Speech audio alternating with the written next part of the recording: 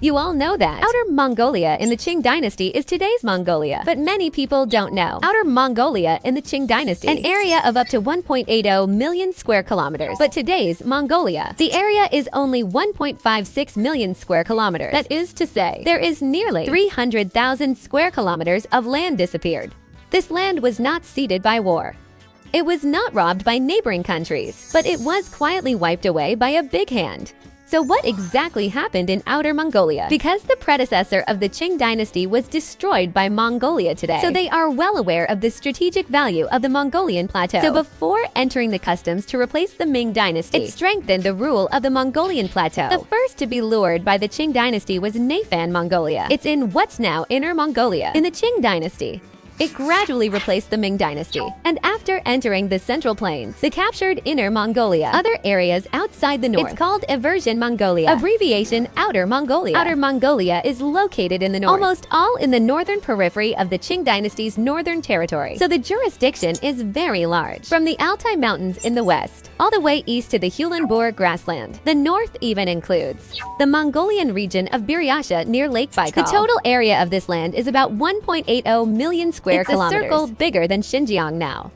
The Qing dynasty passed the establishment of General Urya-Sutai, jurisdiction of Outer Mongolia. The Manchi system is set up below. Dispatch aids to collect taxes. The entire Mongolian region under the direct jurisdiction of the Qing dynasty. In the system, according to the relevant classics of the Qing dynasty, for example, the Qing festival during the Guangxu period, it is clearly recorded. Outer Mongolia covers an area of 1.80 million square kilometers. It mainly includes 3 major regions. They are the 4 parts of Kharka Mongolia the current Mongolia is located in. It covers an area of over 1.4 million square kilometers. And then there's Danu Ulyanghai, an area of 170,000 square kilometers. Then Khabdo and the Altai region. The area is more than 200,000 square kilometers. Speaking of which, I guess many of you have found out, from Outer Mongolia to Mongolia, more than 300,000 square kilometers of Mongolia disappeared into thin air. It is the Tangnu Wuliang Sea, not more than the Altai region. So why did these lands disappear out of thin air? The fundamental reason is that the Qing dynasty has been in decline since the 19th century. Outer Mongolia is a huge land, nailed by the ambitious Tsarist Russia. Late 19th century, the Qing dynasty was completely behind the Western powers. During the Kangxi period, Tsarist Russia, who couldn't beat the Qing dynasty,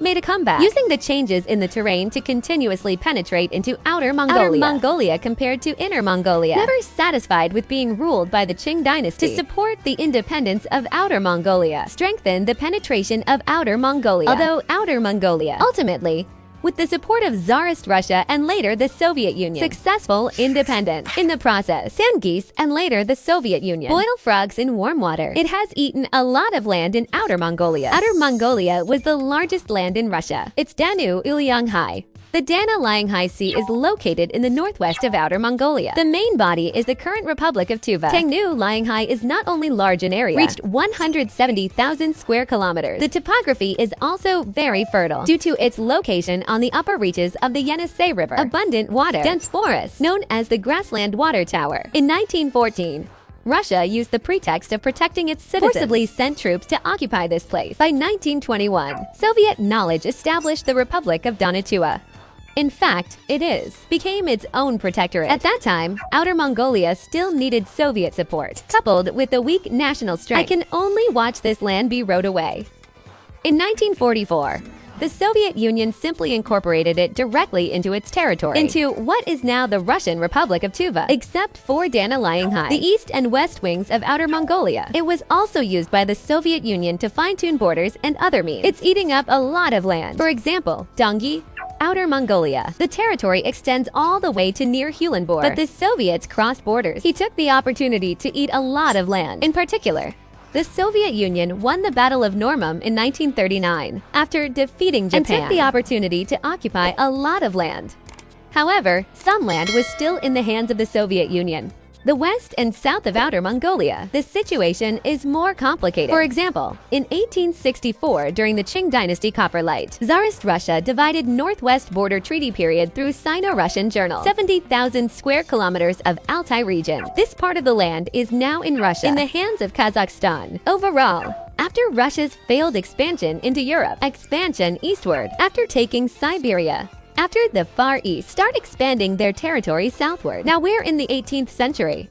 It's the 19th century. The Qing dynasty, which was closed and locked, has gone downhill, although it still maintains a strong DJI on the surface. Domain domination, but it's already full of hidden dangers. You can see it from Outer Mongolia thinking about independence all the time. Cooperation with Outer Mongolia, continuously encroaching on the land of Outer Mongolia. These lands are spread across the northern periphery of Outer Mongolia, although some lands may seem fragmented, but little things add up.